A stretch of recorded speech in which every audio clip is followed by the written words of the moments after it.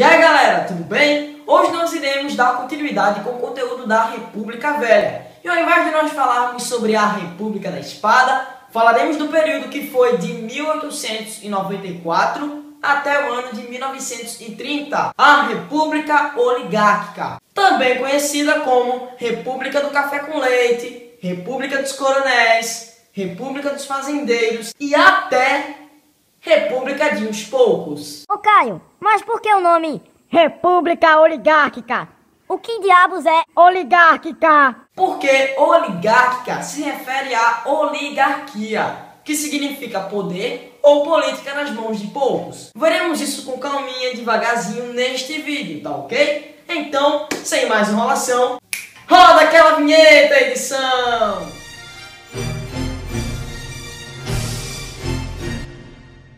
A República Oligárquica iniciou em 1894, o ano do fim da República da Espada e a eleição do primeiro presidente civil, o Prudente de Moraes, e acabou no ano de 1930, com a famosa Revolução de 30. A qual terminou com Getúlio Vargas sendo, através de um golpe, o novo presidente do Brasil, marcando aí o início da famosa Era Vargas. Durante esses 36 longos anos, os acontecimentos e rumos políticos do Brasil ficaram concentrados, ou então, melhor, dependentes, nas mãos de oligarquias, ou elites, de certos estados do país, formadas por poucas pessoas que tinham um grande poder de decisão. É daí que vem o nome para esse período que estamos falando. Também vale a pena dizer de que as oligarquias estaduais que garantiram os rumos políticos do Brasil, ou então que contribuíram de alguma forma, não eram quaisquer oligarquias, não era uma oligarquia de qualquer estado que estava envolvido nessa brincadeira toda. Não. As elites estaduais mais ativas na nossa política naquele período estavam completamente ligadas ao grande sustentáculo da nossa economia. Eu estou falando do café. O primeiro fenômeno bem conhecido que precisamos saber quando estudamos esse período é a famosa política do café com leite. E o que é essa política do café com leite? Arquitetada no governo do presidente Manuel Ferraz de Campos Sales, o segundo presidente civil da República, a política do café com leite consistiu em uma aliança entre as duas grandes elites brasileiras, a do estado de São Paulo, grande produtor e exportador de café, e a do estado de Minas Gerais, grande produtor de leite e derivados e de café também. Tá, e o que essas oligarquias ou estados faziam? Eles tomavam café com leite juntos? Definitivamente não. Essa união, preste atenção em mim agora, tinha como objetivo, preste atenção, garantir a influência dos dois estados nas grandes candidaturas políticas do país e mais influência política no restante do Brasil. O que se ouve muito por aí é de que eles tinham um certo objetivo de se alternar na presidência da República. Pois é, isso aí é verdade. Assim, dessa forma, eles poderiam muito bem garantir os seus poderes e interesses. Foi o que houve nesses 41 anos de República Velha. No entanto, muitos historiadores não indicam o nome República do Café com Leite. Ué, mas por quê? Porque dá uma certa impressão de que só houve aliança, união entre o estado de São Paulo e com o estado de Minas Gerais, mas não foi bem assim. Tinham vários outros estados que se juntavam também. O exemplo mais famoso é o da Aliança Liberal, que tinha a Paraíba de João Pessoa com o Rio Grande do Sul de Getúlio Vargas. Então, esse aí é um exemplo de união de dois estados que não eram São Paulo e Minas Gerais, era a Aliança Liberal, formada por Paraíba e Rio Grande do Sul, que também contaria com o apoio de Minas Gerais. Olha só como o jogo vira! Mas calma, não se estresse, esse assunto de Aliança Liberal e essa parada toda é para uma próxima aula, tudo bem? Voltando aqui à aula, também havia estados como o Rio Grande do Sul e o Rio de Janeiro que apoiavam a política do café com leite, porém em troca de alguns benefícios. Entendeu como é que funciona? Outra impressão que dá ao você ler o nome República do Café com Leite é de que os presidentes desse período da nossa história eram somente paulistas e mineiros, mas não foi bem assim também. Teve pessoas de outros estados, sem ser de São Paulo e Minas Gerais, que assumiram a presidência da República. É o caso de Nilo Peçanha, do Rio de Janeiro, do Marechal Hermes da Fonseca, do Rio Grande do Sul. Hermes da Fonseca era sobrinho do Marechal Deodoro da Fonseca, hein? Que também foi presidente, foi o primeiro presidente da República. E Epitácio Pessoa, da Paraíba. Realmente faz sentido. Além do café com leite, temos a famosa política dos governadores, formulada no governo do Campos Salles também. E como ela funcionava? Era tipo a política do café com leite?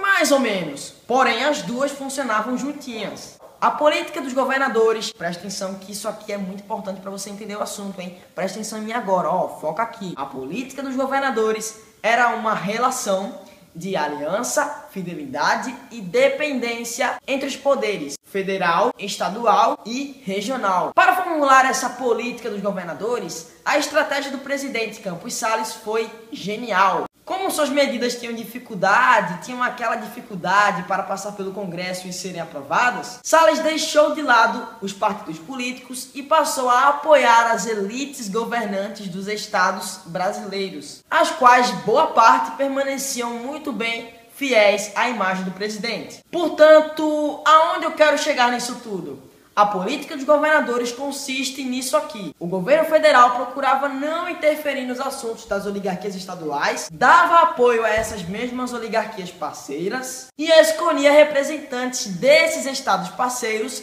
para o ajudar no Congresso, em algum eventual gabinete ou até para manter o acordo intacto. Em troca, os governos estaduais davam total apoio ao governo do presidente.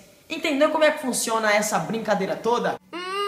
Entendi. Essa parada ficou completamente inalterável até 1930 e mais forte ainda com a Comissão Verificadora de Poderes, um órgão aliado ao presidente que eliminava as chances dos opositores conseguirem algum cargo ou trabalho no governo, fortalecendo, portanto, mais ainda a autoridade e imagem do presidente e garantindo a sua aliança entre as elites estaduais e as famosas degolas políticas dos opositores. E essa comissão também foi outra obra-prima do Campos Salles. Outra coisa que é muito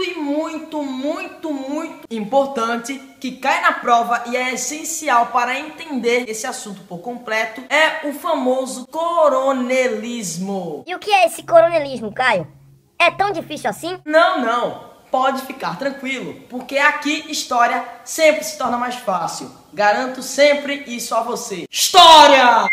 O coronelismo foi um fenômeno da República Velha que foi representado pela figura dos grandes coronéis. Mas muito cuidado, cuidado aí, os coronéis de que eu estou falando aqui não são coronéis de polícia não, tá legal? Os coronéis de que eu estou querendo dizer são os coronéis latifundiários, proprietários de terra, grandes fazendeiros, ricos, poderosos, soberanos. Ok? Beleza? Estes coronéis eram grandes fazendeiros e proprietários de terra que garantiam muita influência em várias regiões do Brasil, inclusive aqui na minha cidade, Limoeiro, a terra do coronel Francisco Heráclio do Rego, mais conhecido como o Coronel Limoeiro, ou então o Leão das Vajadas, ou, calma, melhor ainda, o Coronel Chico Heráclio. Futuramente vai ter um vídeo sobre ele, hein? Se mantenha ligado no canal. Os coronéis se remete ao período regencial, o período de transição do primeiro reinado e do próspero segundo reinado. Tem uma videoaula falando sobre isso, vou deixar aqui na descrição caso você queira assistir, tudo bem? Então, indo para a parte que está me interessando agora, no período regencial, com o objetivo de garantir mais ordem e segurança no país, o governo regente deu a possibilidade dos grandes fazendeiros e proprietários de terra de formar o seu próprio batalhão, a sua própria tropa, que consistia na famosa Guarda Nacional. Esses mesmos fazendeiros que compunham as suas tropas compravam a patente e eram conhecidos como coronéis. Mesmo passando muito tempo depois do período regencial, mesmo com a Guarda Nacional sendo incorporada ao Exército e o imperador Dom Pedro II ter fortalecido demais o poder da monarquia, grande monarquia, na República Velha, os grandes fazendeiros voltaram a ser chamados de coronéis. E com a República Oligárquica em vigor, eles se tornaram literalmente a alma dela. Eles que controlavam e influenciavam várias regiões, como a minha cidade, escolhiam seus afiliados políticos, ou seja, em quem que ele iria votar, em quem que o povo devia votar, oferecia proteção, mediavam e controlavam conflitos, perseguiam seus opositores e praticamente governavam os municípios. E também constituíam na elite estadual. Não tem elite estadual, que eu tô falando um bocado de vez nesse vídeo? Então, eles eram os principais formadores dessas elites estaduais. Com a política dos governadores, seus poderes cresceram. E vice-versa, graças ao coronelismo também, a política dos governadores também se fortaleceu. Porque eles, os coronéis, usavam seus prestígios políticos, econômicos e pessoais para conseguir votos para os seus candidatos políticos. Por meio da troca de favores, o que nós chamamos de clientelismo, por meio da compra de votos ou então por meio da ameaça. O controle nos eleitorados locais era muito grande. Com isso, a área em que o coronel mantinha a sua influência era conhecida como o curral eleitoral, aonde os animais, nesse caso, eram os cidadãos da região, que caíam nas rédeas do seu patrão, o coronel. Opa, voltei! Vem comigo! Além do conceito de curral eleitoral, a figura dos coronéis tem total ligação com uma coisa chamada voto de cabresto, que é aquele voto feito a partir de intimidações pessoais. Sabe como é que é? É aquele voto em que os coronéis exerciam influência. Aquele voto em que o coronel ditava em quem que você ia votar. Ou seja, é aquele voto que é controlado. Tudo bem? E relembrando a última aula, graças ao voto aberto, que é aquele voto em que você fala em quem vai votar, existiu esse voto de cabresto. Porque o cara fala em quem vai votar e o coronel fala: não, você vai votar em tal candidato, senão eu te mato. Ou então, não, você não vai fazer isso não. Você vai votar no meu candidato. Qualquer coisa eu te dou um dinheiro, sabe como é que é? Te dou umas terras aí pra você, tudo bem? E por fim, temos as corrupções eleitorais, extremamente comuns quando nós falamos dessa república fraudulenta de merda. As corrupções eleitorais estão ligadas ao café com leite, ao coronelismo e tudo aquilo que eu falei anteriormente. E ainda está ligado também com os votos, tanto o voto de cabresto quanto os votos fantasmas, os votos mentirosos e também os votos duplicados. Votos fantasmas pode soar meio estranho, mas são aqueles votos em que você vota porque morreu. Sabe como é que é? Pra você ver como as instituições do Brasil eram muito sérias naquela época. Pois é, pessoal, acabou a videoaula. Foi assim esse início podre de república. Este aqui é um país em que vive um regime republicano, onde um presidente com menos de 6% de aprovação fica no poder roubando pra caramba. E uma grande monarquia, que foi o 9º maior império do mundo, com a 2ª maior marinha, uma das maiores economias mundiais, soberana da América do Sul, é chutado pra fora do poder. Tipo, sai daqui, monarquia. Mas mal sabem a contribuição desse regime político. Então, meu chapa, esta foi a primeira parte desse conteúdo bem extenso. Nas próximas videoaulas nós falaremos sobre as revoltas, sobre a economia e sobre o fim deste período que usou o povo como massa de manobra completa e perdurou por quase 40 anos da nossa história. Enfim, por hoje é só, pessoal. Se você gostou desse vídeo, curte aqui embaixo no botãozinho do like e divulga aí para outras pessoas. Inscreva-se no canal caso seja novo por aqui e valorize a sua história, honre o seu passado, visitando o grande site da Von Region, onde você encontra vários produtos muito bonitos, muito bem feitos, que remetem à nossa rica história do Brasil. Um exemplo é este pin aqui. Olha só, eu usei ele em boa parte do vídeo. Este aqui é o brasão imperial do Brasil.